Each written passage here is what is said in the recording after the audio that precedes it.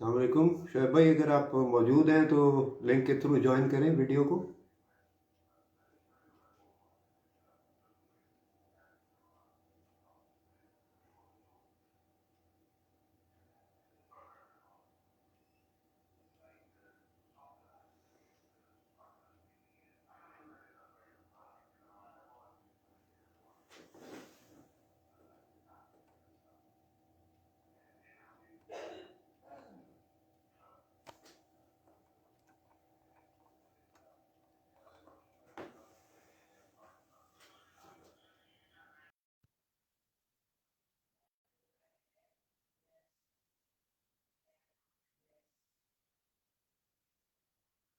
आपको ऐड किया है मैंने वीडियो में, एक्सेप्ट करें शोएब भाई।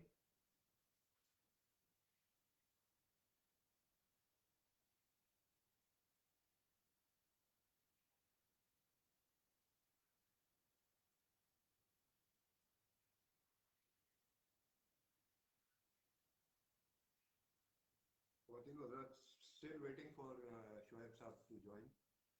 और अभी तक उन्होंने ज्वाइन नहीं किया है। दोबारा उनको मैं ऐड रिक्वेस्ट भेजता हूँ। जैसे ही वो ज्वाइन करेंगे तो फिर हम जो है वो अपना एनालिसिस स्टार्ट करते हैं। नूर भी मुझे देख रहा है। नूर, मुझे दिखाई दे रहे हो? मुझे तुम शोएब साहब ने हमें ज्वाइन कर लिया है जी। और ख़वातीन व हज़रात, आज हस्बे वादा दूसरे पोस्ट मैच एनालिसिस के साथ मैं और शोएब माफ कीजिएगा, शोएब खान साहब हाजिर हैं। तो कल हम परसों हम जब आए थे तो बड़े हंगामी हालात में आए थे और बड़े हल्ले गुल्ले में आए थे, इसलिए हम अपना इंट्रोडक्शन नहीं करा सके थे। मुझे आप जानते हैं, डॉक्टर फैसल मदूद, मुझसे काफ़ी नोक झोंक भी आपकी चलती रहती है। मेरे जो ख्यालात हैं क्रिकेट के बारे में, उससे काफ़ी लोगों को इख्तलाफ भी रहता है। शोएब साहब हमारे दोस्त भी हैं और इनको भी आप सब तकरीबन जानते ही हैं। कुछ लोग जो कि मेरे गैर अदबी दोस्त हैं, वो शायद शोएब भाई को नहीं जानते होंगे। शोएब साहब एक अच्छे राइटर होने के साथ साथ एक फर्स्ट क्लास क्रिकेटर भी हैं और एलाइड बैंक ऑफ पाकिस्तान के कोच भी हैं और मैनेजर भी हैं। और क्रिकेट के ऊपर एक बड़ा इन डेप्थ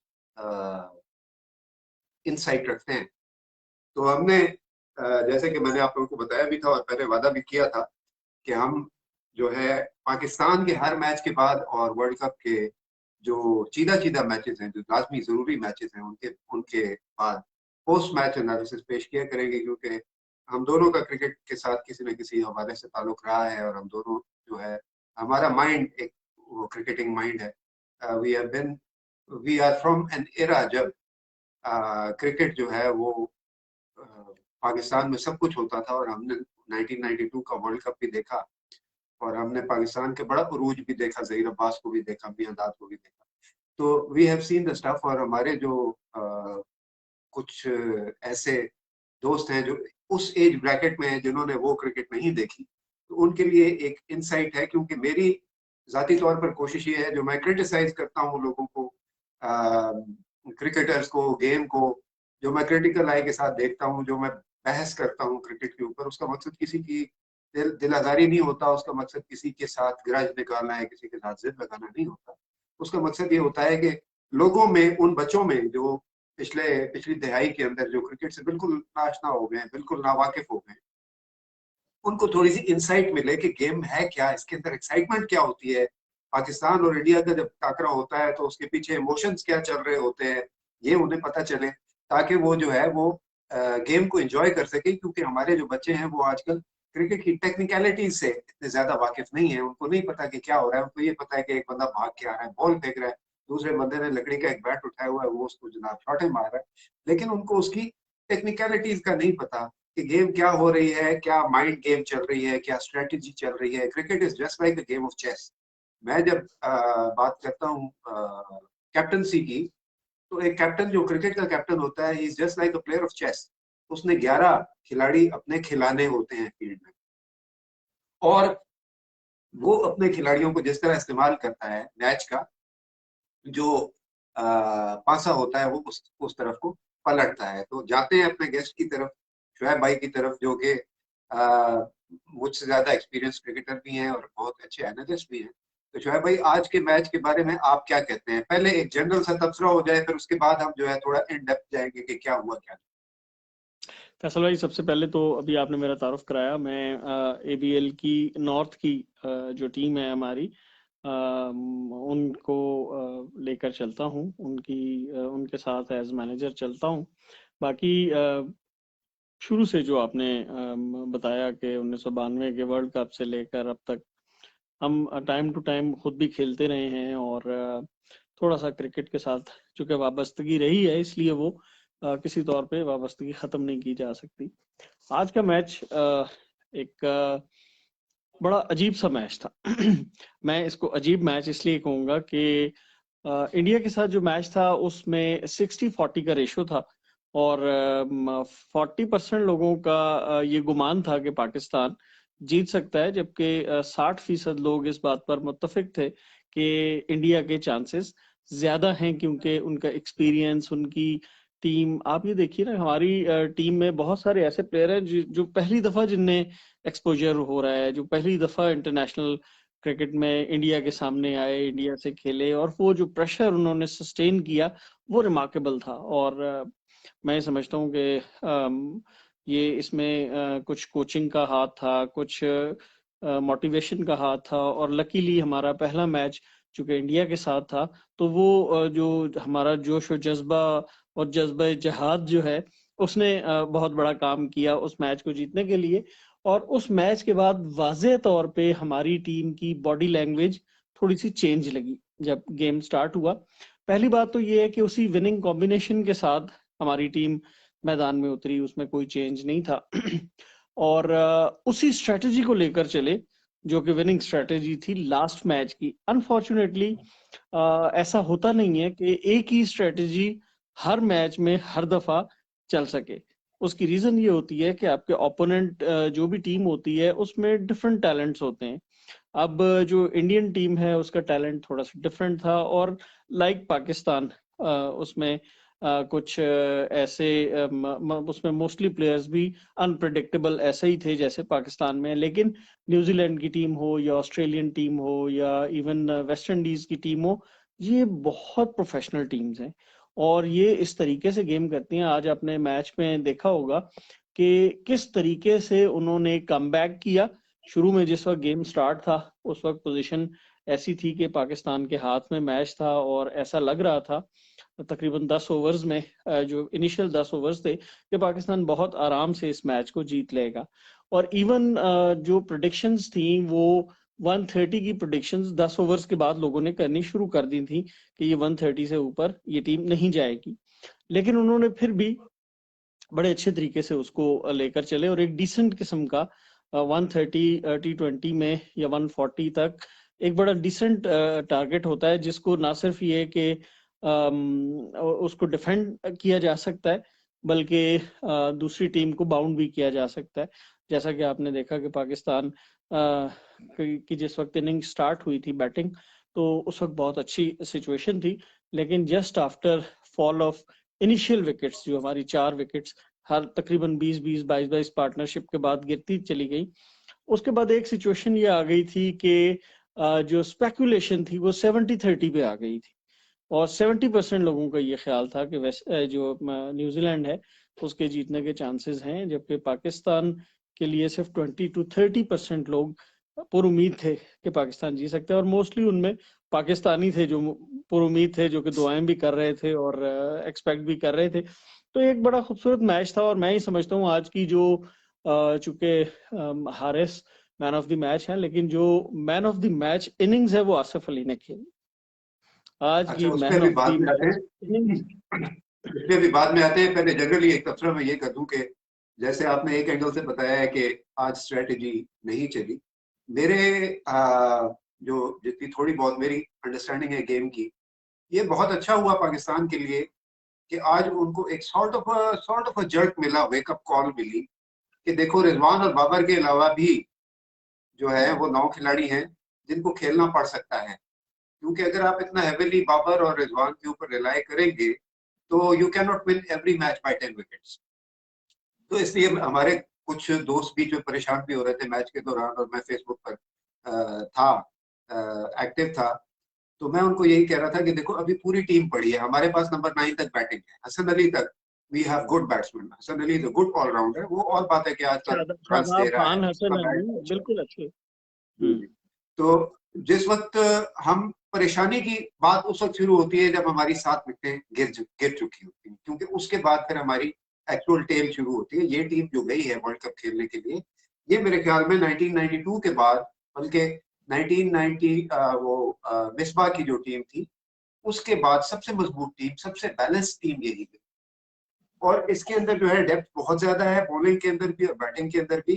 तो इसलिए हर बंदे को, जिस तरह आज आसिफ अली ने आके एंड पर डिलीवर किया है, और उसने जो है वो 3 छक्के लगाए, बड़े शानदार छक्के, और जिस तरीके से उसने जो है वो फिनिश किया है, तो हर बंदे को जो है वो they have to be on their toes. इसमें रेस्टिंग की जगह कोई भी नहीं है, क्योंकि फर्स्ट मैच जो हुआ इंडिया का, उसके अंदर मैंने एक बात नोट की कि सारे हमारे जो प्लेयर्स थे ना, पहले फखर जमान ने बैट किया हुआ था, और फिर जब उसने देखा कि 100 क्रॉस हो गया है, तो हफीज ने बैट कर लिया, and the other players were sitting with their shoes off and their socks of.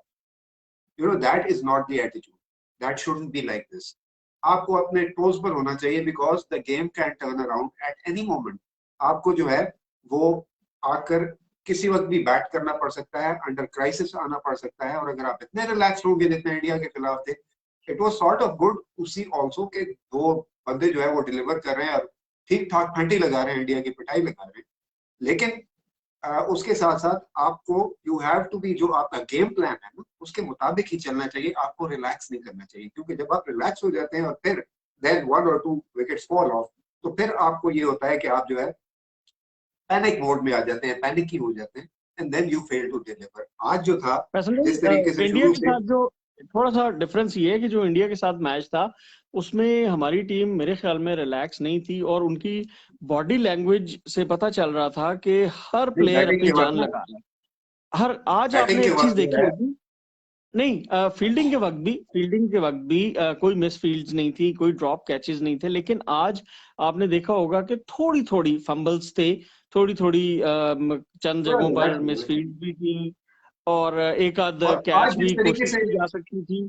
आज जिस तरीके से स्टेडीली विकेटें गिर रही थी ना, वो हमारे लिए बुरा भी था और अच्छा भी था। अच्छा इसलिए था कि सबको ये पता था कि मेरी बारी आ सकती है, and I have to go there and I have to deliver. कुछ लोग नहीं डिलीवर कर पा रहे थे, फखर जमान नहीं डिलीवर कर पाया, और इमाद वसीम ने एक बहुत ही इररिस्पांसिबल किस्म की शॉट खेलने की कोशिश की। Was in no position to play that scoop shot over third man और ओवर मिड विकेट, जो आप रिवर्स खेले या उसको तो एक द अदर साइड वे पर ही अराउंड बॉल, खेले। एक साइड पर ही वो कमजोरी ढूंढने की कोशिश कर रहे थे, और एक ही शॉट को नहीं, मुसलसल दूसरी खेलने बात की ये कि कोशिश जब कर आप रहे थे। स्कूप खेल रहे होते हैं, जब आप स्कूप कर रहे होते हैं बॉल को, तो you don't need to give too much backlift to the bat, क्योंकि आपने उसको जो है वो उस पे छक्का मारने का आपका इंटेंशन नहीं होता। आपका इंटेंशन होता है hmm to flick the ball, scoop the ball over the wicket keeper, over mid on, over long on, या थर्ड मैन। तो इसलिए आप जो है जिस वक्त उसको बैकलिफ्ट देते हैं, तो देयर ऑलवेज अ चांस कि आप जो है वो you'll be trapped LBW in front of the wicket, क्योंकि आपको अक्रॉस जाके खेलना पड़ता है, आपका फ्रंट फुटवर्क नहीं होता। तो वो बेसिक, वो जो चीज थी ना टेक्निक, उसके अंदर उसने इमाद वसीम ने थोड़ा सा डिसअपॉइंट किया। Otherwise he is a very hard hitting batsman, अगर उसने वो ना किया होता तो फिर हम जरा ज्यादा आसानी से ये मैच जीत सकते थे। अच्छा, और कमिंग दूसरी टू बात यह है हारिस कि स्टोक्स, अमाद की बैटिंग के अलावा बॉलिंग साइड पर भी उसने किसी ना किसी हद तक कॉम्पनसेट किया है, और ही वाज वेरी आपने इकोनॉमिकल, देखा वेरी होगा मच कि ऑन टारगेट।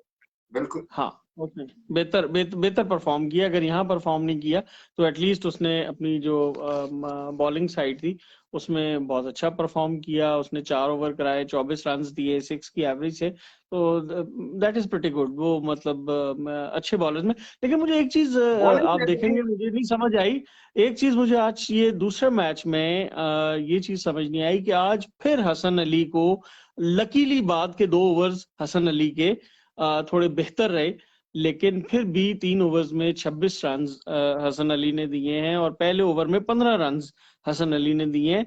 तो आई डोंट नो पिछले कि मैच के बाद भी हमने पिछले मैच के बाद भी हमने ये बात कही थी कि ये हसन अली PSL से ही मार खाता आ रहा है, और इसकी अच्छी भली पिटाई लग रही है। पहले दूसरे मैच में जब इसके खिलाफ साउथ अफ्रीका के खिलाफ 22 रन इसने दे दिए थे आखिरी ओवर के अंदर।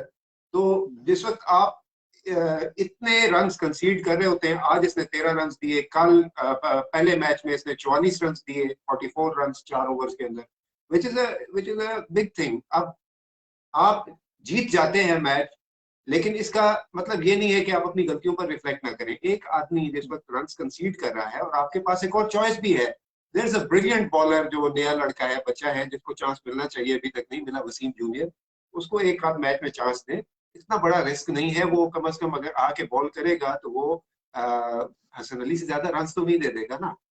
तो हो सकता है कि इतना कामयाब पहले एक आध मैच में ना हो, but still you have to try him, you have to have the options, क्योंकि ये तो लो स्कोरिंग गेम्स थी, हम इनको जो है वो टैकल कर गए। लेकिन कल को अगर कोई हाई स्कोरिंग गेम बन जाती है इनके रन कंसीड करने की वजह से हसन अली के, तो then it will be a big problem for Pakistan. हमने जो ये मोमेंटम बन गया है 2 मैचेस का, जो आप जीत चुके हैं और आपकी एवरेज बहुत अच्छी हो गई है, पहला मैच 10 विकेटों से और 18वें ओवर में, और आज भी आपने 18वें में ही डिलीवर कर दिया उनको, 18वें में 18 में ये 18 तो 18.5 है गालिबन, 18.5 19th ओवर में आपने डिलीवर कर दिया, 18.4 में 19th ओवर में आपने डिलीवर कर दिया। तो इसका ये मतलब है कि you are well on top of the group, और अब आपके करीब आने के लिए बड़ी मेहनत करनी पड़ेगी इंडिया को भी और न्यूजीलैंड को भी।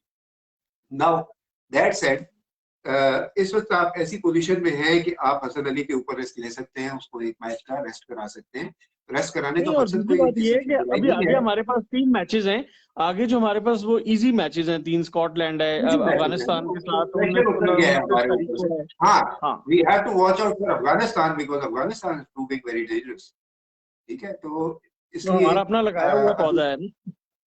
हाँ, हमारा पौधा लगाया हुआ है और they are proving to be very dangerous. हमें जो है थोड़ा सा ख्याल इस चीज का रखना पड़ेगा कि आगे 2 इजी मैचेस के अंदर हम ऐसे लड़कों को खिलाएं, मतलब मेन ये जो खेल रही है टीम, इसी को आगे लेके चलना चाहिए। मेरा ख्याल है साइड को चेंज करने की जरूरत बिल्कुल नहीं है, लेकिन हसन अली के मामले में नमीबिया और वो स्कॉटलैंड के जो 2 हाँ, मैचेस हैं उसमें आप रिस्क ले सकते हैं, किसी और को चांस दे जहां सकते तक हैं। हसन अली का ताल्लुक है, I think we should take the risk of trying this Wasim junior, या अगर कहीं से कोई हमें ऐसा चांस मिलता है to bring in a switch the 12th man with a reserve or someone, किसी बहाने से, तो हम धानी को भी बीच में के कहीं से टीम के अंदर लाने की कोशिश कर सकते हैं।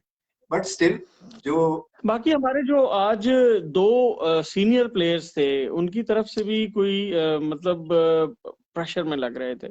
एक इवन हफीज ने प्रेशर में खेला। क्रोनोलॉजिकली और चलते हैं शोएब भाई, पहले जरा let's go in chronology first. पहले आते हैं हारिस रऊफ की तरफ। हारिस रऊफ की आज की जो परफॉर्मेंस है उसको आप कैसे डिस्क्राइब करें? हारिस को लास्ट मैच जो था हमारा इंडिया के साथ, उसने 22 रन दिए थे, गालिबन 4 ओवर्स में 22 रन दिए थे। और जो उसका 1 विकेट, गालिबन 1 विकेट थी उसकी, हारिस रऊफ के पास 25 पर 1 विकेट थी, 4 ओवर्स थे। लेकिन आज जो उसका स्पेल था वो इंतहाई खूबसूरत स्पेल था।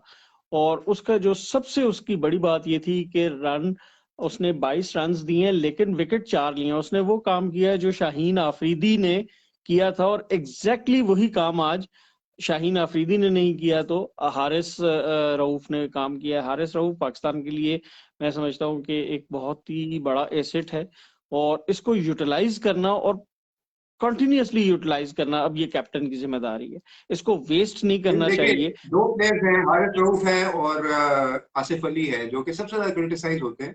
आसिफ अली को तो खैर मैंने भी काफी क्रिटिसाइज किया है माजी में, लेकिन हारिस रऊफ, एक तो उसका बॉलिंग एक्शन मुझे बहुत पसंद है, ही इज वेरी फ्लुएंट, और जो स्पीड वो जनरेट करता है और जिस तरीके से, थोड़ा उसका लाइन लेंथ का इशू है, लेकिन मेरा ये ख्याल है कि आज के ये मैच में जो बहुत अच्छा हमारे रहा। आज के मैच में बहुत अच्छा था। आज भी थोड़ा लेग साइड पे ज्यादा जा रहा था और वो वहां पे उसको शॉट्स पड़ने के चांसेस ज्यादा थे, बट स्टिल ही डिलीवर्ड, उसने अपना काम किया जो वो करने के लिए आया हुआ था। और ये फिलेंडर के साथ और इन लोगों के साथ जब इसकी इंटरेक्शन ज्यादा रहेगी ना, और ये डेवलप कर सकेगा। मैंने एक बात देखी है कि जब से हमारा ये नया कोचिंग का पैनल और कंसल्टेंट्स आए हैं ना, बैटिंग के और बॉलिंग के, तो एक एटीट्यूड में चेंज आया, थोड़ा सा एक फाइटिंग एटीट्यूड बना है। पहली बात यह है। दूसरी बात यह है कि जो है थोड़ा सा गेम प्लान नजर आ रहा है किसी तरीके से। और मेरा ख्याल है कि हारिस रऊफ जो है उसको अगर प्रॉपरली हम मेंटोर करें ना, उसको ग्रूम करें, तो he can become a very very effective bowler. और ये उसके लिए चांस है, ये उसके लिए बहुत बड़ा चांस है, because he is playing in the biggest cricketing tournament. और उसको जो है वो अगर वो यहाँ इस वक्त डिलीवर कर सकता है, तो मेरे ख्याल में he can stay in the national side for a very long time. अब दूसरी जो बात आप कर रहे थे कि जो हमारा टॉप के दो प्लेयर्स थे वो आज थोड़े से कंफ्यूज नजर आ रहे हैं। डेफिनेटली आज रिजवान फिर थोड़ा संभल गया था, but Babar totally missed out on the ball that he faced. और वो शुरू से थोड़ा सा अनईजी लग रहा था जिस वक्त खेला है। पहली शॉट बहुत आला लगी है। मैं बाबर की बात नहीं कर रहा फैसल भाई, मैं बाबर की बात नहीं कर रहा। बाबर तो पहले दिन से उसकी जो बॉडी लैंग्वेज है वो फाइटिंग वाली है ही नहीं है। आज भी आपने उसको देखा होगा कि वो डिफेंसिव है, बहुत ज्यादा डिफेंसिव है, वो खेलता भी डिफेंसिव है। और उसकी आपने शॉट्स भी देखी होंगी। और ठीक है, डिफेंसिव होना अच्छी बात है, लेकिन पता नहीं क्या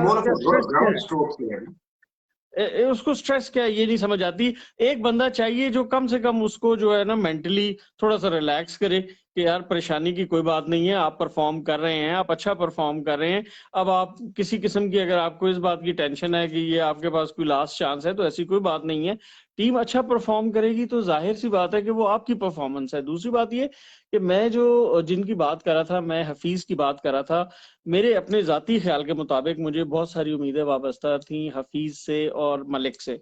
हफीज ने भी आज कोई खास जिम्मेदारी का मुजाहरा नहीं किया और हार्ड हिटिंग की बहुत ज्यादा कोशिश की है, जबकि इतनी जरूरत नहीं थी। हमारा जो टारगेट था या चेजिंग टारगेट था वो इतना ज्यादा नहीं था कि उसके लिए बिल्कुल आंखें बंद करके आप अपने आप को पेश कर दें, रिस्क के ऊपर ले आए आप। दूसरी बात ये कि इसी तरीके से शुएब मलिक की अगर आप बात करें, शुएब मलिक से इससे बहुत ज्यादा एक्सपेक्ट किया जा सकता है, किया जा रहा था कि वो और ज्यादा अच्छी परफॉर्मेंस देंगे। उसकी रीजन ये है कि वो एक सीजन्ड खिलाड़ी है, वो कैप्टन भी रह चुका है। लेकिन अब आप ये देखें कि 20 बॉलों में 26 स्कोर उन्होंने किया है, जिसमें चले अब बाद में उन्होंने चौका छक्का एक लगा दिया, वो कर दिया, अदरवाइज तो उनके सारे सिंगल्स हैं। अगर आप उनके स्कोर चेक करें, शुएब मलिक के टोटल सिंगल्स हैं, 2 चौके और 1 छक्का इस उसमें शामिल है उनका। लेकिन हम उनसे बहुत ज्यादा एक्सपेक्ट करके जबकि आसिफ अली, आप ये देखें कि आसिफ अली ने ये जितना भी स्कोर किया है, 12 बॉलों में 27 स्कोर किया उसने। मतलब उसने आके गेम का नक्शा चेंज कर दिया। जिस वक्त हम ये सोच रहे थे कि ये मैच फंसेगा और शायद आखिरी बॉल तक जाएगा, ये ऐसा लग रहा था कि ये मैच आखिरी बॉल तक जाएगा, लेकिन माशाल्लाह उसने इस खूबसूरत प्रोफेशनल तरीके से गेम की है कि ये जितने भी बैट्समैन थे रिजवान के अलावा, उनसे उसकी परफॉर्मेंस फार फार बेटर थी। बिल्कुल सही कह रहे हैं। और दूसरी बात ये कि हफीज का जहां तक ताल्लुक है ना, तो हफीज तो रिसेंट पास्ट के अंदर मेरे ख्याल में हफीज ने कोई साइजेबल परफॉर्मेंस जो है वो नहीं दी है। मैं आई कैन नॉट रिकॉल कि उसने कोई जो है बहुत आउटस्टैंडिंग परफॉर्म किया हो रिसेंट पास्ट में, पिछले 2-3 साल के। हाँ, पीएसएल में उसकी 1-2 इनिंग्स थी जो अच्छी गई थी, लेकिन PSL is a domestic tournament, you can not compare PSL with international innings. तो उसने जो है वो काफी दिनों से कुछ डिलीवर नहीं किया। शोएब इज इन गुड निक, लेकिन शोएब भी जो है वो मतलब he has had his time. Defensive था आज, बहुत ज्यादा डिफेंसिव था, बहुत ज्यादा स्ट्रेस में था, बहुत ज्यादा डिफेंस में था। और बहरहाल देखें, अब इस वक्त हम चूंकि मैच जीते हुए मैच पर बात कर रहे हैं, इसलिए हमारी टोन भी जरा डिफरेंट है, हमारा पॉइंट ऑफ व्यू भी थोड़ा डिफरेंट है। हम स्पेस देने को भी तैयार हैं टीम को।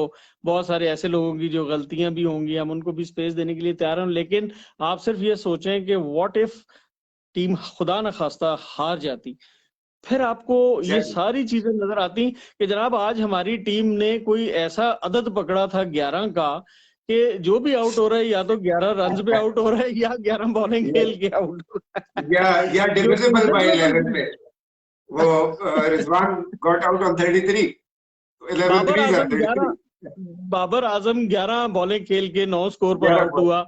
इसके बाद फखर जमान 11 स्कोर पर 17 बॉलें खेलकर आउट हुआ।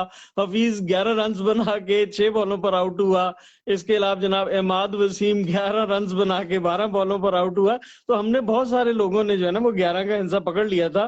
तो ये कोई खास कंट्रीब्यूशन नहीं है, बेशक ये टीम वर्क है, सबका इसमें थोड़ा थोड़ा चंक शामिल है, लेकिन मेजर जो पहले आप ये देखें कि पहला जो इंडिया के साथ मैच था उसमें 3 प्लेयर्स थे जिन्होंने टोटल मैच का रुख चेंज किया है, जिसमें शाहीन आफरीदी था और बाबर था और रिजवान था।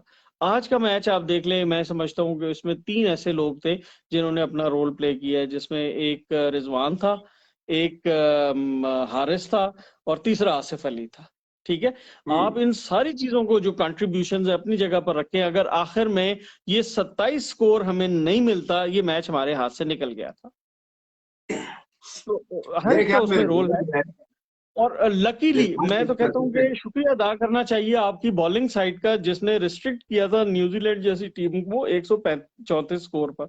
अगर 150 स्कोर होते तो श्योर शॉट ये मैच हाथ से निकल जाता। मेरे ख्याल में रिजवान जो है पाकिस्तान का अभी तक जो है ना पिछले 1 साल में सबसे कंसिस्टेंट परफॉर्मिंग प्लेयर है। ये बहुत ज्यादा डायनामिक भी है अपनी विकेट कीपिंग ग्राउंड में भी। और दूसरी बात यह है कि जो इसका बैटिंग है, आप इसकी बैटिंग के ऊपर डिपेंड कर सकते हैं। जो इंडिया से मैच से पहले मैंने एक कमेंट पोस्ट किया था फेसबुक पर कि इसने पिछले 7-8 मैचों से रिजवान ने कुछ खास डिलीवर नहीं किया और अच्छी इसकी निक नहीं चल रही, लेकिन but that all change after the India game.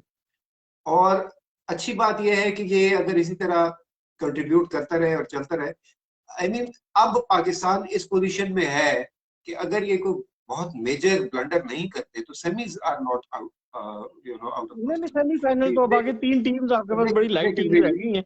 आपको 1 या 2 मैच मजीद चाहिए इंशाल्लाह ताला। तो वो अव्वल तो अफगानिस्तान भी इंशाल्लाह ऐसी, इंडिया से अच्छी टीम तो शायद नहीं है अफगानिस्तान भी, ठीक है वो भी अनप्रेडिक्टेबल है।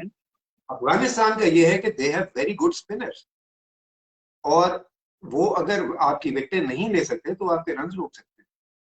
तो फैसल भाई स्पिनर्स में एक बड़ी अच्छी चीज है, एक अच्छी बड़ी चीज है कि देखें किसी भी एक कॉम्बिनेशन के साथ आप कभी भी कोई मैच नहीं जीत सकते। अगर आप ये कहते हैं कि आपके पास 4 स्पिनर्स बहुत अच्छे हैं, तो मे भी उस स्टेज पर अगर स्पिनर नहीं चले तो चारों नहीं चलेंगे।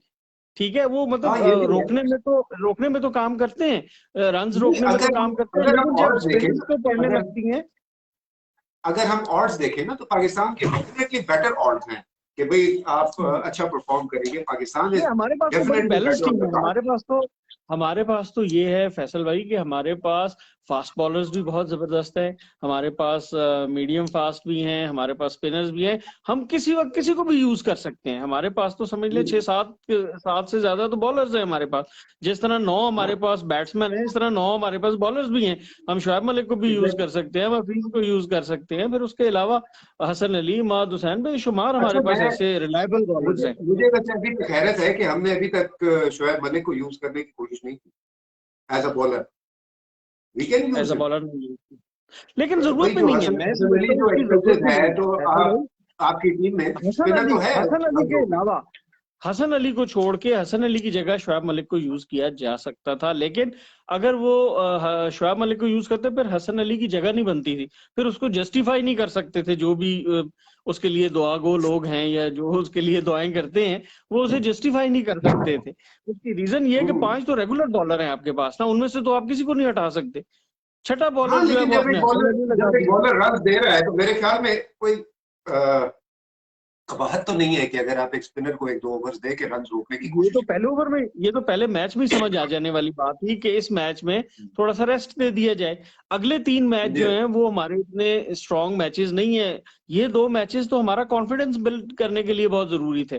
देखें ना, अगर आज का मैच आप हार जाते तो आप 50-50 पे आ जाते, फिर आप में वो कॉन्फिडेंस नहीं रहता जो आपने परसों इंडिया से गेन किया।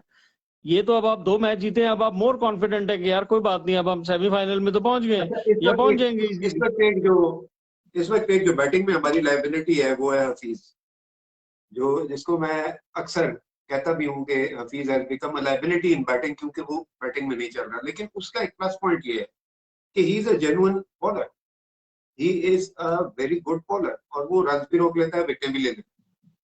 तो इसलिए writing him of is not on the cards at least for now.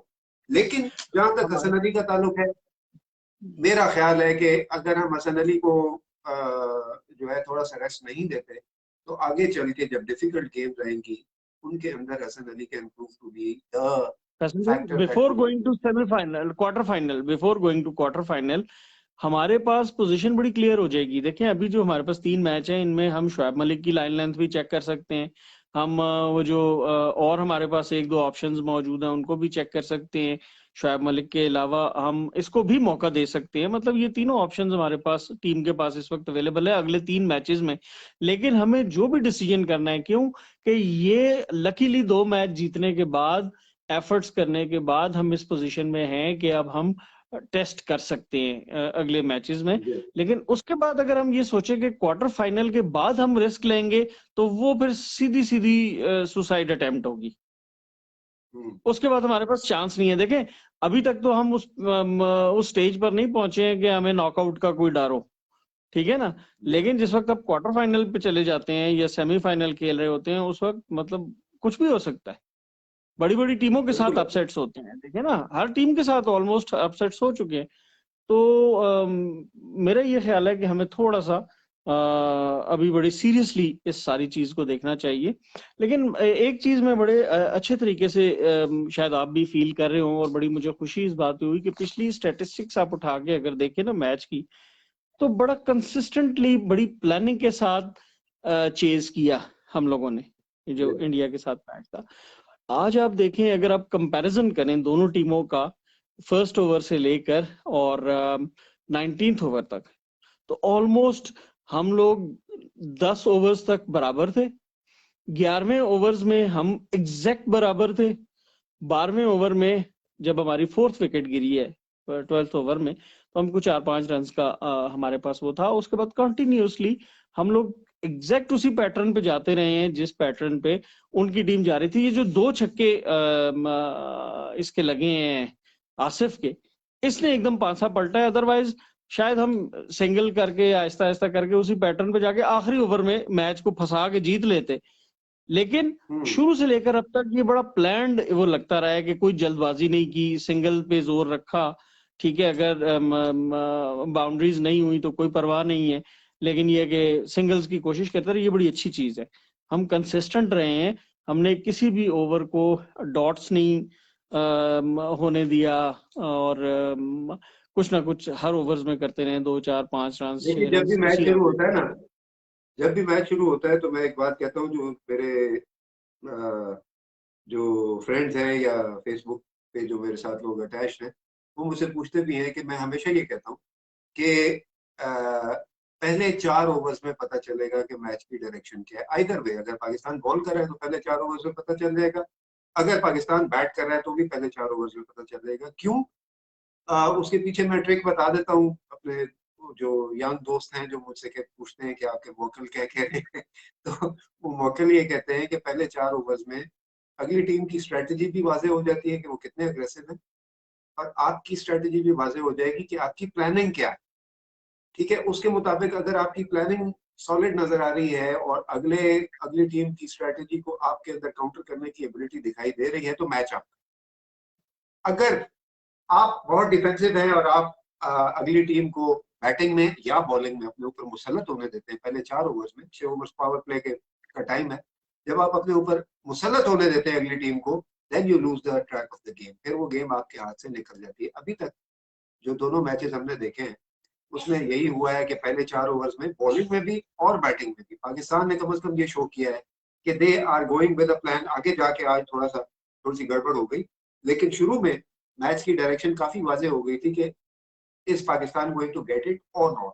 क्योंकि एटीट्यूड से आपको जो जैसे 2 ओपनर्स आते हैं और पहले 4 ओवर्स खेलते हैं, अगर वो 4 ओवर्स खेल जाए अगर तो दूसरी बॉल पर जैसे इंडिया की चौथी बॉल पर विकेट पहले गिर गई थी, अगर उस तरीके से आप पहले ओवर से ही जो है वो डिक्लाइन की तरफ जाते हैं और केओस और जो आपका पैनिक है that sets into your your game plan, तो आपकी पोजीशन उसी वक्त से वाजे हो जाती है कि आपने आगे चल के क्या कर लेना है और क्या तीर मार लेना है अपनी।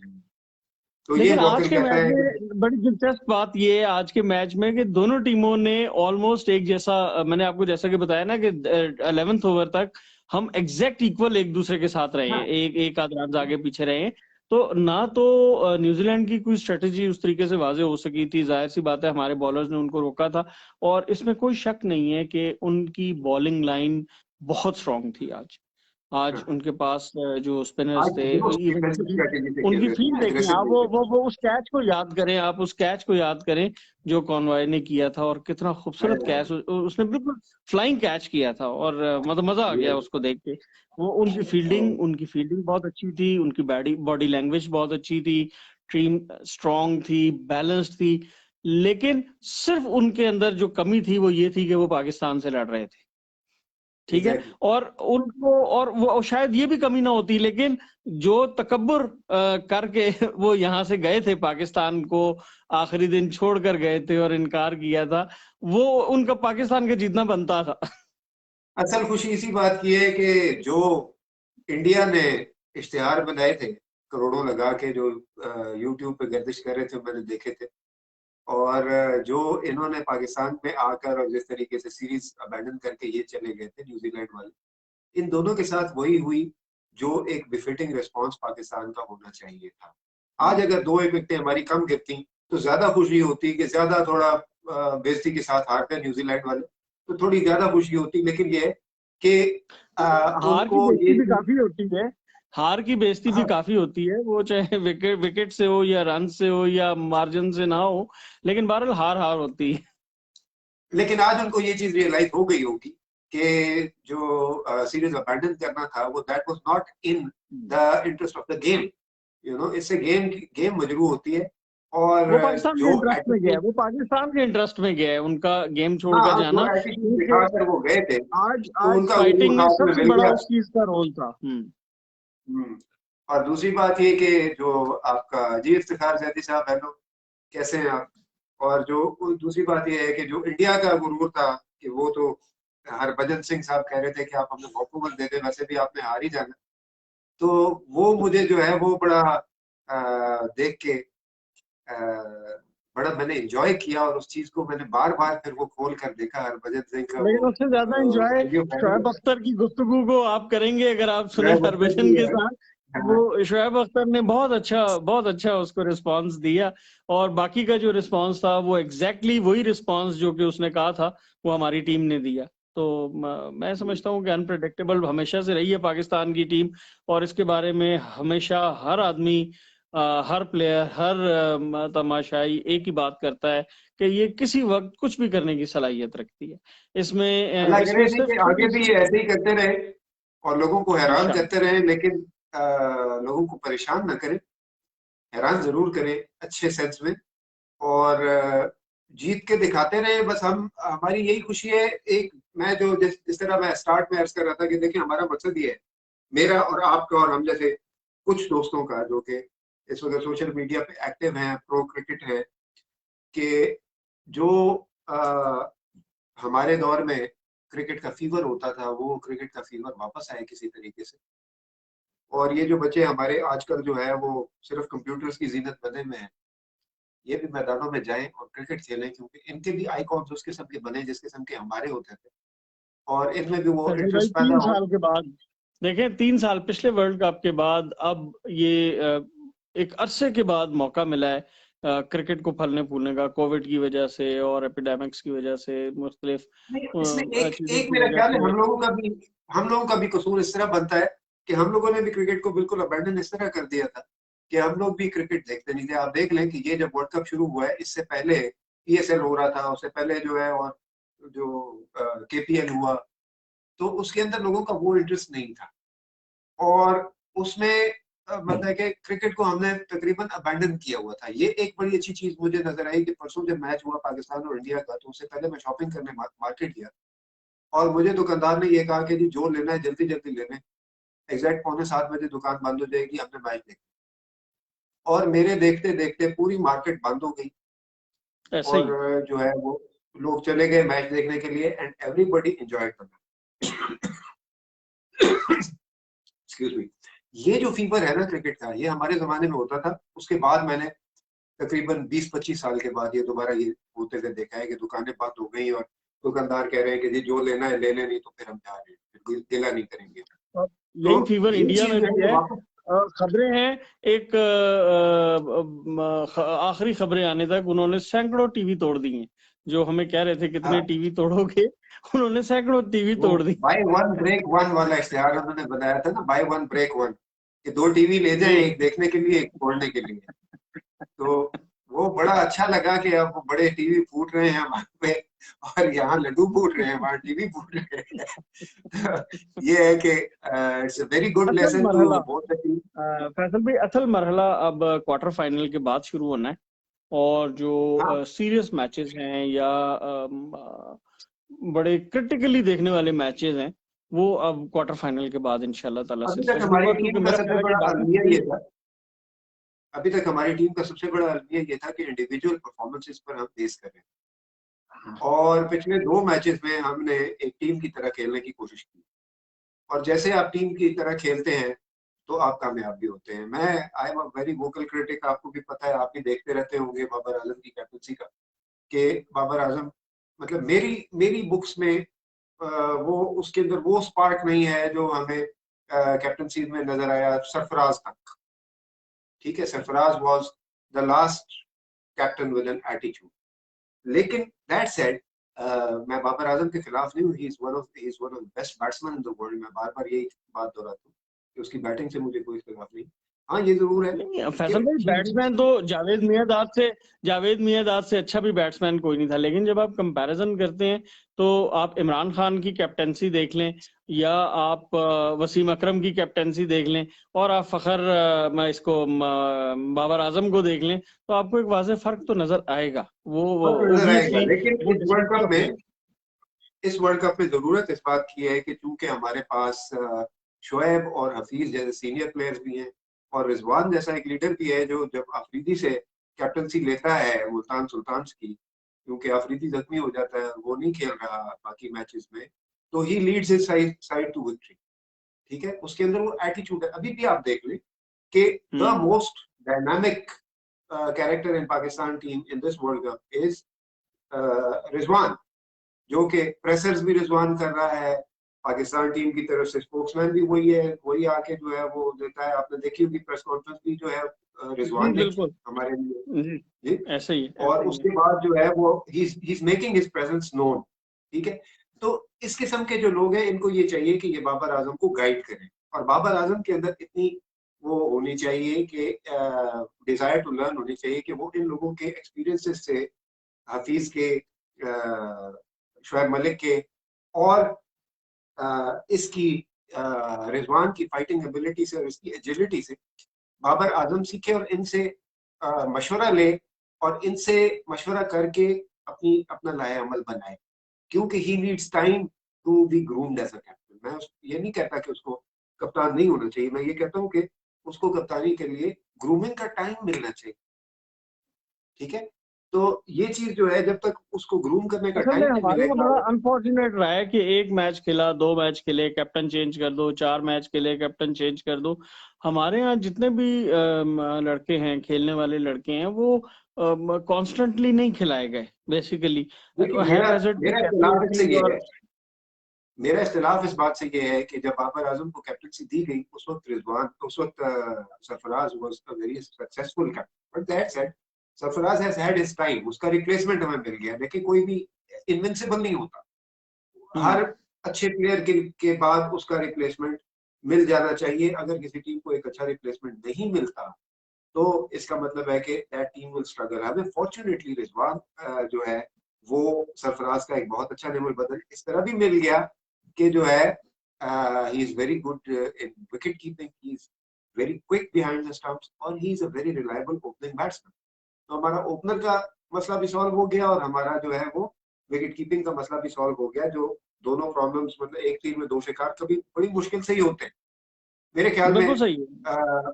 और मेरे इतना अच्छा ख्याल कीपर में मिलना भी बड़ा मुश्किल होता है, बड़ा प्रोफेशनली उसने अपना रोल निभाया है कीपिंग। एक ही हमारा जो विकेट कीपर था, let me remember his name, तस्लीम Arif was a wicket keeper who was a very good opening batsman, जो कि वर्ल्ड क्लास का ओपनिंग बैट्समैन भी था और वर्ल्ड क्लास का विकेट कीपर भी था, जो वसीम बारी के बाद कुछ अरसे के लिए आया था। और उस वक्त इतनी वनडे नहीं होती थी ज्यादा क्रिकेट, तो उसने test cricket, test matches test में, क्रिकेट था ज्यादा। हाँ टेस्ट मैचेस में उसने एज ओपनर डबल सेंचुरी की थी, पहली दफा पाकिस्तान 211 रन बनाए। उससे पहले इम्तियाज अहमद था, बट ये जो है तस्लीम आरिफ के बाद हमें कोई इतना ब्राइट बैट्समैन और इतना ब्राइट विकेट कीपर जो है वो पहली दफा मिला है। सलीम यूसुफ भी अच्छा था, he was a good batsman, he was a good wicket keeper also, लेकिन वो उनको आप इस तरीके से नहीं कर सकते रेट के वो जो है वो वर्ल्ड क्लास के बैट्समैन नहीं थे। दे वर गुड बैट्समैन, चल जाते थे, अच्छा स्कोर भी कर देते थे, अच्छे कीपर्स भी थे। राशिद लतीफ था, he was a good batsman, he was a good keeper also। लेकिन जो इस लेवल के का विकेट कीपर इतना फास्ट आज की क्रिकेट का, टुडेज मॉडर्न क्रिकेट का विकेट कीपर और मॉडर्न क्रिकेट का एक अग्रेसिव बैट्समैन और रिलायबल ओपनर, ये मिलना बहुत मुश्किल था। ये कॉम्बिनेशन हमें मिल गया है। सरफराज पे मैं जैदी साहब आपके क्वेश्चन पे आता हूँ कि सरफराज का क्या फ्यूचर है, अभी बात उसी पे चल रही है, वही आ रहा हूँ कि जब से हमें रिजवान मिला है, now Sarfaraz is already I think 37 38, उसकी एज हो गई होगी, इतनी तो होगी। रिजवान की जी इतनी होगी, नहीं सरफराज की इसकी सरफराज सरफराज की तो होगी इतनी। Sarfaraz has had his time, ठीक है। अब अगर सरफराज फिट है to be a batsman and a fielder, जो मेरे ख्याल में उसकी एज में अब उसके लिए इतना आसान नहीं होगा या इतना मुमकिन नहीं होगा, तो मेरे ख्याल में Sarfaraz has had his time. अब यार सरफराज की जगह हमें, फैसल भाई, शोएब मलिक को आप देखें, 41 ईयर ऑफ एज, और हाँ मतलब लेकिन सरफराज के साथ उसका वेट का प्रॉब्लम भी है और मसले हैं ना। तो ये है कि if he can maintain his fitness और वो एक फील्डर के और बैट्समैन के तौर पे पाकिस्तान की टीम वैसे में जगह बना सकता है, तो इन व्हाई जमान से ज्यादा इन जमान से ज्यादा प्रॉब्लम तो बट दैट साइड मैं ये इसलिए ही कह रहा कैन हूँ कम कि back, he can come back, लेकिन बात मेहनत की है कि अगर वो ये समझता है कि मैं आ सकता हूँ, तो ऐसा चैलेंज उसको थोड़ा सा वर्कआउट हाँ, करना मेहनत पड़ेगा। करेंगे, और बिल्कुल अगर मेहनत करनी उसकी पड़ेगी। फिटनेस ऐसी हो जाती है तो ही अदरवाइज मतलब हमें उसका मुमकिन है। रिप्लेसमेंट मिल गया है और अच्छा रिप्लेसमेंट मिल गया है, and we should be happy about it कि इसके पास ये जो है रिजवान के पास अभी बहुत क्रिकेट पड़ी है, ये बहुत सालों तक खेल सकता है और ये बहुत अपने आप को ग्रूम कर सकता है, क्योंकि ये वर्ल्ड नंबर 7 तक तो पहुंच गया, बैटिंग में रेटिंग में 7वें नंबर पे तो आ गया। जी। और इससे ऊपर 6 बैट्समैन ही रह गए हैं जिनको इसने बीट करना है, और ये अगर इतना कंसिस्टेंट रहा तो ये वर्ल्ड नंबर 1 भी पहुंच सकता है। इसमें वो सारे गट्स हैं जो इसको वर्ल्ड नंबर 1 तक पहुंचा सकते हैं। और रही बात अब टीम के अंदर जो टीम का फ्यूचर है वर्ल्ड कप के बाद, उसके अंदर कम से कम 2 प्लेयर्स ऐसे हैं जिनको हम मिस करेंगे, जो इस वर्ल्ड कप के बाद यकीनी तौर पर रिटायर हो जाएंगे। एक शोएब मलिक है और एक हफीज, ठीक है, ये उनका लास्ट वर्ल्ड कप है। इसके बाद जो खबरें हैं वो यही है कि ये दोनों जो है ये इनका लास्ट टूर्नामेंट होगा और इसके बाद ये रिटायर हो जाएंगे। तो हमारे लिए सबसे बड़ा चैलेंज ये है कि हम अभी से ऐसे बैट्समैन जो हैं उनको अपनी टीम के अंदर इंडक्ट करें और इजी मैचेस में हफीज और शोएब को भी रेस्ट देने की कोशिश करें और उनको खिलाएं, उनको मौका दें कि वो इजी टीम्स के खिलाफ आके खेलें, ताकि हम जो है इस वर्ल्ड कप के दौरान ही उस दिन का भी जो है वो इंतजाम करके एहतमाम करके रख लें। जब ये 2 सीनियर प्लेयर्स रिटायर हो जाएंगे तो इनके पीछे कौन आकर इनकी जगह लेगा इनकी प्लेसेस पर खेलने के लिए। देखिए हमारा सबसे बड़ा मसला ये है कि हमारे पास डिफाइंड प्लेसेस नहीं है। अब जाकर हमारा ओपनिंग पेयर बना है बाबर आजम और रिजवान का, वरना पहले कभी कोई ओपन कर रहा है, कभी कोई नंबर 2 जा रहा है। फखर जमान नंबर 7 पे बैटिंग कर रहा है जाके, जो कि ओपनिंग बैट्समैन है, फास्ट बॉलर का बैट्समैन है, स्पेशलिस्ट है, आके मार पिटाई करने वाला बैट्समैन है, उसको आप नंबर 7 पे भिजवाएंगे तो वो क्या खेलेगा। आपने वो पोजीशंस डिफाइन करनी है कि हफीज की क्या पोजीशन है, 2 डाउन 3 डाउन, जो आपका वो है क्या नाम है शोएब मलिक, उसकी पोजीशन है 5 या 6, ठीक है। आपने इन पोजीशंस के लिए बैट्समैन ट्रेन करने हैं, उनको ट्रेनिंग देनी है और इन्हीं पोजीशन पर उनको पकाना है, उनसे एक्सपेरिमेंटेशन नहीं करनी कि कभी अगर आप इसको किसी बैट्समैन को लेकर आ रहे हैं, उसको आप कभी 1 डाउन भेज रहे हैं, कभी 2 डाउन भेज रहे हैं, कभी 5 डाउन भेज रहे हैं, नंबर 6 पे भेज रहे हैं, नंबर 7 पे भेज रहे हैं, तो वो उसकी वो स्किल्स ही डेवलप नहीं होती जो एक पर्टिकुलर नंबर के लिए एक बैट्समैन के पास होनी चाहिए। जो स्किल्स, वो उन स्किल्स पे तवज्जो दे ही नहीं सकता। देखिए एक ओपनर की बिल्कुल ठीक कह रहे हैं। बहुत डिफरेंट डिफरेंट रिक्वायरमेंट है एक नंबर 7 बैट्समैन से। नंबर 7 बैट्समैन ने आके या तो हर अगर टीम नंबर की क्राइसिस अपनी में रिक्वायरमेंट है, हर रोकना है, नंबर की अपनी रिक्वायरमेंट है। हाँ, नंबर 7 ने या तो रोक कर खेलना है या उसने स्लॉग इन करना।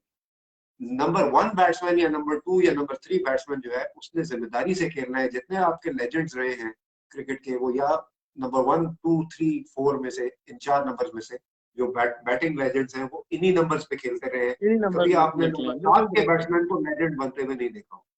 बहुत कम ऐसा है कि कोई ऐसा बंदा है जो मिडिल ऑर्डर के बाद आया हो और बैटिंग में वो लेजेंड का मकाम उसको मिला हो, ऐसा नहीं हो, क्योंकि उनका रोल फर्क है। जो शुरू के बैट्समैन है उन्होंने आके एंकर करना है, पूरी इनिंग बना के देनी है, जिस तरह पिछले मैच में आपने देखा रिजवान और बाबर ने बनाई। अब आखिरी ओवर्स में जाके अगर रिजवान और बाबर में से कोई आउट भी हो जाता तो मैच पाकिस्तान ने जीता हुआ था। The match was in the back. ये उन्होंने अपना ओपनिंग का जो रोल डिफाइंड है क्रिकेट की किताबों में कि ओपनर को क्या करना चाहिए, वो उन्होंने करके दे दिया। अब आगे जो आपने काम करना है, बाकी टीम पे 11 बंदों ने करना है। अगर वो 11 बंदे 20-25 रन नहीं बना सकते, फिर आपको जीतने का कोई हक ही नहीं। है, कोई हक नहीं है, तो बिल्कुल इसलिए ठीक कह रहे हैं। अभी से हमें ये करना पड़ेगा कि नंबर 5 और नंबर 6 जो इसकी हफीज की और शोएब मलिक की जो पोजीशंस हैं, इनके उसको लिए फिल हमें करने की कोशिश। स्पेसिफिकली बैट्समैन तैयार करने पड़ेंगे जो इसी नंबर पे खेले और किसी नंबर पे ना खेले। उनकी ट्रेनिंग ही ऐसी हो कि आप नंबर 5 पे जा रहे हैं। अब देखिए सिनेरियो बेस्ड ट्रेनिंग यहाँ पे आती है, जो बाहर लोग करते हैं ना, ऑस्ट्रेलियंस करते हैं या न्यूजीलैंडर्स करते हैं या इंग्लैंड में जो जिस तरह वो ट्रेनिंग करते हैं, वो scenario based training. Scenario based training ये है कि फर्ज करें 36 रन पे आपके 4 खिलाड़ी होंगे, अब नंबर 5 पे आपने जाके बैटिंग और आपके पास जो है अभी 15 ओवर्स पड़े हैं, तो अब आप कैसे करेंगे? Now you have to plan your innings in such a way कि आप जो है वो अंडर प्रेशर नंबर 5 पे गए हैं। अब आपने इतने रन करने हैं, इतने रन पे आपके विकेट भी रोकनी है, आपने विकेट भी आउट हो गए रोकनी है, हैं। आपने रन भी जारी रखने हैं। हाँ, तो जो वो ट्रेनिंग करते हैं वो इस तरीके से करते हैं, सिनेरियो बेस्ड के प्लेयर को सिनेरियो दे देते हैं, उसमें उसने परफॉर्म करना होता है, फिर उसकी जो गलतियां होती हैं वो चेज की जाती हैं, उनको करेक्ट किया जाता है और उनको प्रैक्टिस किया जाता है, और वो डिफरेंट सिनेरियोज उनको देते हैं जिसके अंदर वो अपनी प्रैक्टिस करते हैं।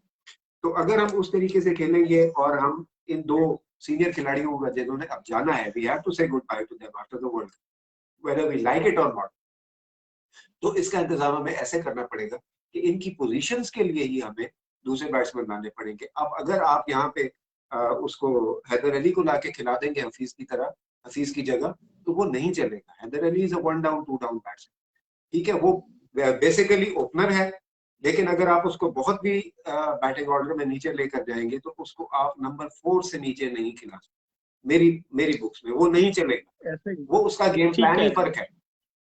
तो अगर आपने उसको वहां पे लेकर जाना है तो भूल जाए, वो नहीं चलेगा। मैं आज आपको, आपने उस जगह के लिए या तो आसिफ अली को ट्रेन करना है हफीज के लिए, और शोएब मलिक के लिए किसी और को लेकर आना है, क्योंकि Asif Ali knows his role, वो नंबर 6 नंबर 7 का बैट्समैन है, और वो आकर जो है ही नोज के उसने क्या करना है, जैसे आज उसने किया, यही उसका काम था करना। He suppose to do only this, he is not suppose to go there and score a double century. He is supposed to go there and hold the wicket and then do his part, do his contribution in winning the game. That's all. और इसी के लिए आपने उसको groom करना। तो हमारा ये मेन हसन प्रॉब्लम अली ये पे है कि हमें हम गौर सारे कर जो है लेना वो चाहिए। वर्ल्ड नंबर 1 बैट्समैन ग्रूम करने के चक्कर में पड़ जाते हैं, ना यहाँ के रहते हैं ना वहाँ। Coming back to everybody cannot be world number 1। T24 world cup, जो बाकी 3 मैचेस रहते हैं, तो अब फाइनली मेरा ये ख्याल है कि अब बहुत सोच समझ के, अब आपको प्लान करके अपनी स्ट्रेटेजी बना के और फिर मैदान में उतरना चाहिए।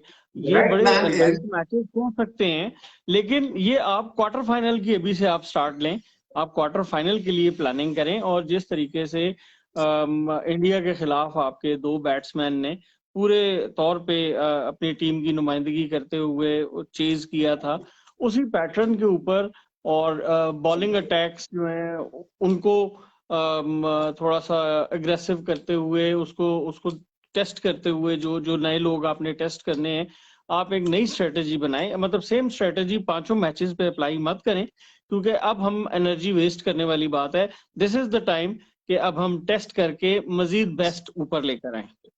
देखें जी, एक चीज जो है ना शोएब भाई, वो तो कांस्टेंट रही मेरे ओपिनियन में, कि the strategy that should be applicable for every match is the 4 over strategy. ठीक है, जो मैं कहता हूं कि 4 ओवर्स बताते हैं। जब आप बॉलिंग कर रहे हैं, पहले 4 ओवर्स में आपका टारगेट होना चाहिए कि आपने एटलीस्ट 2 विकेटें लेनी। अग्रेसिव बॉलिंग पहले 4 ओवर्स, उसके बाद फिर आप देखें कि आपकी पिटाई लग रही है तो आप डिफेंसिव होकर रन रोकने वाले मोड में चले जाएं।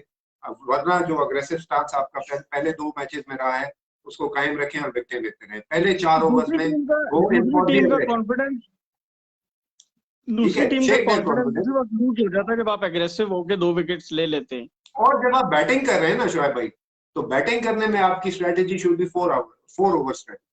पहले 4 ओवर्स में आपने कोई विकेट नहीं गंवाया। जब आप 4 ओवर्स में स्टेबल हो जाते हैं, उस वक्त आपका कॉन्फिडेंस बिल्ड हो जाता है, then you go for big score, you go for your shots. और उसके बाद अगर आप आउट भी हो जाते हैं तो पीछे आने वाले जो खिलाड़ी हैं उनके लिए आप इतना स्कोर कम से कम 50-60 खड़ा कर सकते हैं, 70 स्कोर खड़ा कर सकते हैं, जिसको कि वो आकर चेज कर सकते हैं। मैं तो ये कहता हूँ कि पावर प्ले को बड़ा सोच समझ के खेलना चाहिए। ये जो 4 की बजाय 6 ओवर्स को बहुत सोच समझ के खेलना चाहिए। और उसमें अगर आप थोड़ा सा टेक्निकल चले तो एटलीस्ट फर्स्ट 4 ओवर्स तक ना, क्योंकि 6 ओवर्स अगर आप स्लो खेलेंगे ना, उसके बाद फिर may be you'll miss the train. लेकिन 4 ओवर्स का रिस्क आप दोनों सूरतों में ले सकते। बॉलिंग में पहले 4 ओवर्स के अंदर अग्रेसिव हो जाए, 1-2 खिलाड़ी आउट कर दें, दूसरी टीम को डिफेंसिव करें। बैटिंग के अंदर पहले 4 ओवर्स में कम से कम अपनी विकेट बचा के रखें, कोई विकेट लूज ना करें।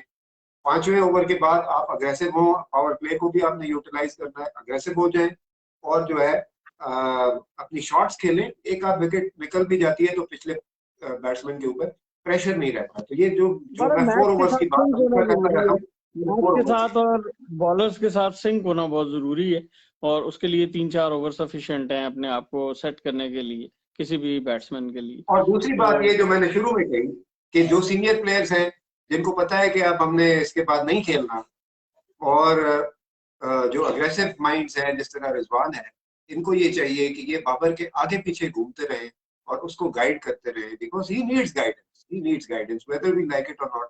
ही needs guidance, he needs to be groom. उसको गाइड करते रहे क्या करना है क्या नहीं करना। जिस तरह ये 2 उसके डिसीजन हसन अली को पिछले मैच में यूज करने के, उससे पिछले मैच में यूज करने के, और फाइनल ओवर देने के, मतलब उस वक्त तो आई वाज सिंपली शॉक्ड के Hasan Ali for to bowl the 20th over किस किताब के मुताबिक भाई, because Hasan Ali has never been economical.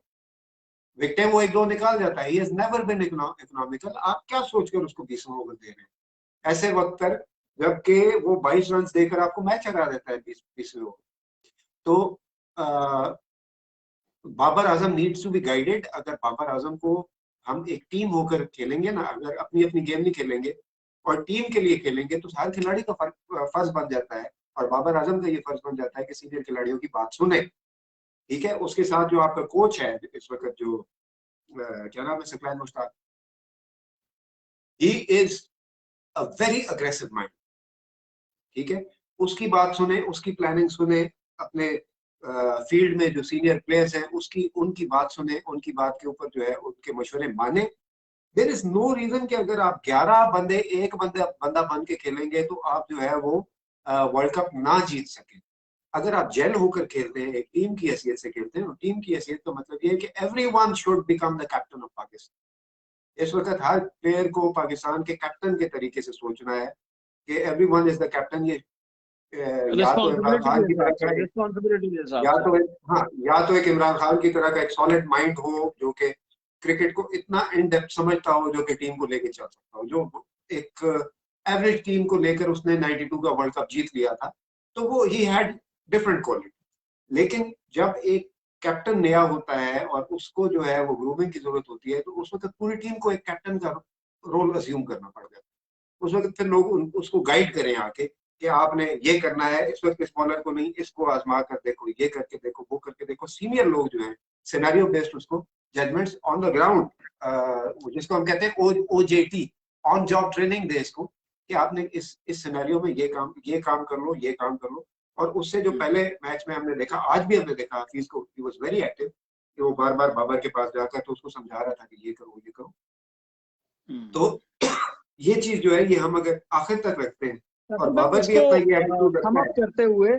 इसको समअप करते हुए 29 तारीख को जो अफगानिस्तान के साथ हमारा मैच है, उसके लिए आपकी क्या प्रेडिक्शंस हैं, या क्या आपके क्या जज्बात हैं? Pakistan has to watch out for, पहली बात ये है कि पाकिस्तान के पास इस वक्त बॉलर्स जो हैं वो बहुत अच्छे मोमेंटम के साथ चल, ठीक है। Winning the toss will be important.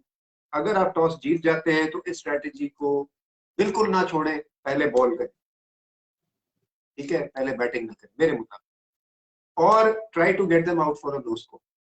क्योंकि अगर आप वहां पे पिट जाते हैं और अफगानिस्तान आपके ऊपर एक बड़ा स्कोर करने में कामयाब हो जाता है, तो उनके पास they have a spin bowling attack जो आपको रोक सकता है। हो सकता है आपकी विकेटें ना ले, लेकिन आपको रन लेने में मुश्किलात हो सकती हैं।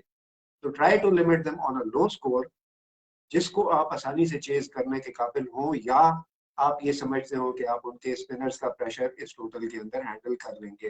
तो यहाँ भी रूल वही अप्लाई होगा कि जाएं, अगर आप टॉस जीत जाते हैं और पहले बॉलिंग करते हैं, तो जाकर पहले ही ओवर से शो अग्रेसिवनेस और उनकी 1-2 विकेटें निकालें, उनको अंडर प्रेशर लेकर आए और उनको एक लो स्कोर तक लिमिट करें। If you lose the toss और वो आपको बैटिंग पहले देते हैं, तो फिर आपको अपनी स्ट्रेटेजी वही रखनी है कि 4 ओवर्स में आपने विकेट नहीं लूज करनी, और 4 ओवर्स के बाद खुल के अपनी गेम खेलें बगैर प्रेशर में। और एटलीस्ट 170 अपनी गेम खेलें, should be the target. Of course the bigger the total the better. जितना आप पुट अप कर सकते हैं उतना पुट अप करें, और फिर उसके बाद go in with a positive mind, with an aggressive mind, and bold them out, ठीक है। कोई चीज मुश्किल नहीं है। उनकी बैटिंग लाइन इतनी पाकिस्तान की बॉलिंग अटैक के मुकाबले में इतनी अच्छी नहीं है। हाँ, ये जरूर है कि उनके स्पिनर्स हमें टफ टाइम देंगे, क्योंकि they have done that to many teams, ठीक है। तो उसके लिए we have to watch out for their spin bowling attack. और बाकी आई एम होपफुल कि अगर हम इसी तरीके से खेलेंगे और थोड़े से गेम प्लान के साथ खेलें, तो जीतना कोई इतना मुश्किल नहीं है। And I can foresee Pakistan in the quarters at least, but I can see them going up to the semis at least, अगर ये मोमेंटम कायम है। और उसका तरीका यही है कि go in with a positive mind और do what you are supposed to. चलें, इंशाल्लाह 29 तारीख को मैच के बाद मिलते हैं और गपशप लगाएंगे। Let me sum it up. Shoaib भाई का बहुत शुक्रिया, बहुत अच्छे वैल्यूएबल इनपुट्स शोएब भाई के एज यूजुअल। और अगले मैच के बाद इंशाल्लाह दोबारा एक नशिस्त करेंगे। मेरा ख्याल है कि जो लोग ये वीडियो देख रहे हैं या जो कल सुबह उठ के ये वीडियो देखेंगे, तो उनको हमारी जो डिस्कशन है वो सुन के मजा भी आएगा और उनकी काफी मिसकंसेप्शंस क्लियर भी होगी। इनविटेशन है उन लोगों के लिए कि नेक्स्ट मैच में वो प्रॉपरली हमें ज्वाइन करें, अपने क्वेश्चंस करें, आके देखें, अपने क्वेश्चन पूछें, डिस्कशन करें, हमारे साथ क्वेश्चंस पूछें और जो है पार्टिसिपेट करें। और वो बच्चे भी जो कि क्रिकेट के बारे में इतना जानते नहीं है, वो भी आके हमें ज्वाइन करें, वो भी आके be a part of the passion at least. अगर आप बहुत ज्यादा टेक्निकल नहीं भी होना चाहते, be the part of the passion, क्योंकि हमारा मकसद ये है कि वो टाइम दोबारा वापस आ जाए जो पाकिस्तान की क्रिकेट की ग्लोरी का था।